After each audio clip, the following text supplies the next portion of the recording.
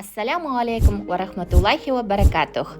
Арапа сөзі арабтың арафа, яғни білу, анықтау, түсіну мағынасына сай келеді.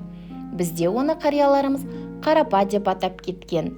Зулхижа айының 9-шы күні, күллі мұсылман жұртының мейрамы, құрбан айттың алдындағы күн және күндердің ең қадірлісі арапа күні жақындап келеді.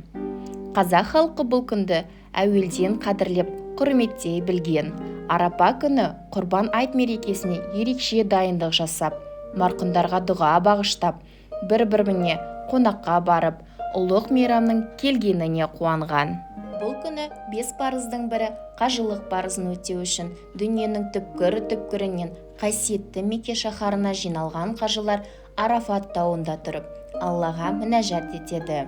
Ал қажылыққа бара алмаған адам бұл күнді құрмет тұтып, құлағына, көзіне және тіліне ие болып, тәшрих тәкбірін айтып, ораза ұстап, дұға және тәубе жасап, кешірім тілеумен өткізеді. Арапа күнгі амалдарға қатысты 6 кеңес. Арапа күнін құрметтеу. Пайғамбарымыз Мұхаммед оған Алланың салауаты мен сәлемі болсын. Арапа күнін құрметтеңдер, өйткені Арапа Алла тағала қадірлеген күн десе, тағы бір өсиетінде Арапа күні құлағына, көзіне және тіліне ие болған адам кешіріледі деген. Құлағына ие болу ғайбат, мәні жоқ, жаман өлеңдер тыңдамау деген сөз. Егер бұлар біздің қалауымыздан тыс құлағымызға келетін болса, бізге күнә болмайды. Көзге ие болу, харам нәрселерге қарамау және мүбәх нәрселерден ғибрат алу деген сөз. Тіліне ие болу, өтірік, өсек, сөз тасу, жаман сөз, тіпті бос сөзден тыйылу. Ешкімді тілмен ренжітпеу дегенді білдіреді. Осы аталғандарға мойын ұсынып жүрген адам Арапа күнін құрметтеген болады. Сондықтан бұл күні жасалған игі істер үшін сауаптар бірнеше есе артады және оның шын мәніндегі көптігін Алладан басқа ешкім білмейді. Сол сияқты бұл күні жасалған күнәлардың да жазасы бірнеше есе артады.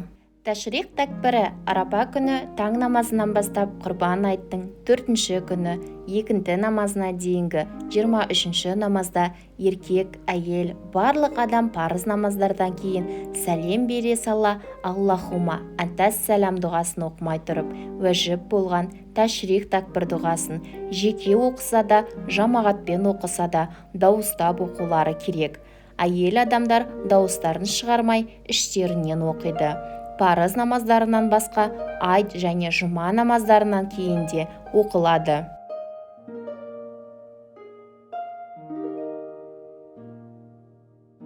Ораза ұстау. Арапа күні ораза ұстау қажет, сүннет амал. Өйткені ораза нәпсі тәрбиесінің негізі.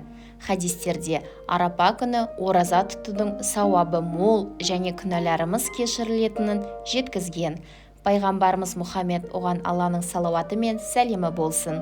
Арапа күні ораза тұтушыға адам пайғамбардан, яғни алғашқы адамнан, қиямет сырнайы үрленгенге дейін өмір сүрген бүкіл адамдар санының 2 есесіндей сауап жасылады деген. Тағы бір риуаятта момындардың анасы Айша, Алла оған разы болсын, Масрукқа, ей Масрук, сен Расулаллахтың, оған Алланың салауаты мен сәлемі болсын, Арапа күні оразаны 1000 күнмен салыстырғанын естідің бе? Деді. Пайғамбарымыз Мұхаммед оған Алланың салауаты мен сәлемі болсын. Арапа күні ұсталған ораза 1000 күн тұтылған нәпіл оразаға тең деген. Арапа күні ораза тұтқан адамдардың 2 жылдық күнәлары кешіріледі. Бірі өткен жылғы, екіншісі келер жылдың күнәлары.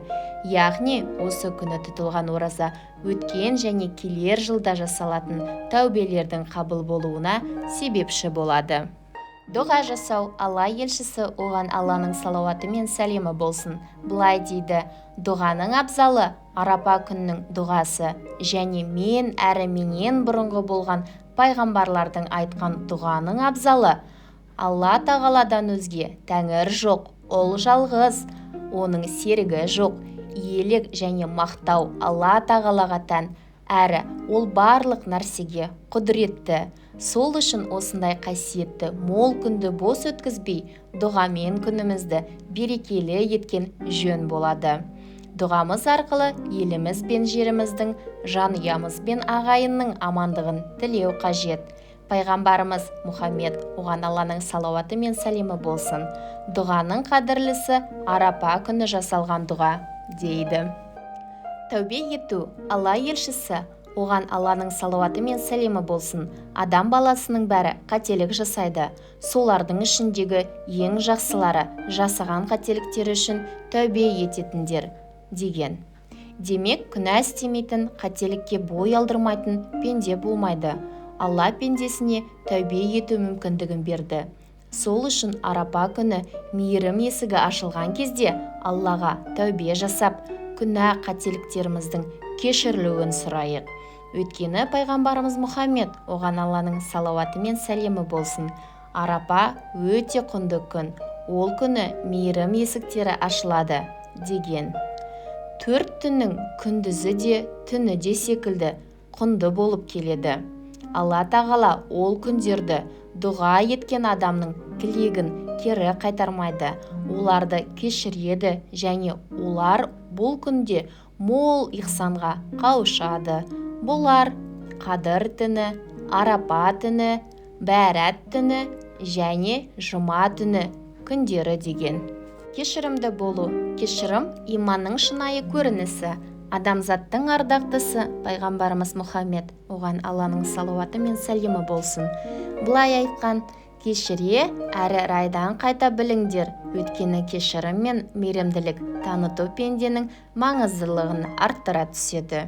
Егер Алланың сізді ұлықтауын қаласаңыз, онда өзгелердің де күнәларын кешіріңіз. Ендеше Алланың шарапатымен кешіре алатын мұсылман жұмақтағы Кәусар бұлақтан су іше алады. Алла оны ұлықтайды. Қиямет күні өзі кешіріліп, жоғары дәрежеге ие болады. Ал кім мейірімділік танытпаса, мұның бәрінен құр алақан қалуы ықтимал. Осынау Алла қадірлі еткен күнде маңайымыздағы жандардың барлығын кешірсек, Алла бізді де кешіреді. Арапа күні мүбәрак болып, елімізден, үйлерімізден бақ-береке кетпесін. Жаратушы, жаббар иеміз Арапа күнгі жасайтын ізгі амалдардан, сауаптан жазғай. Әмин.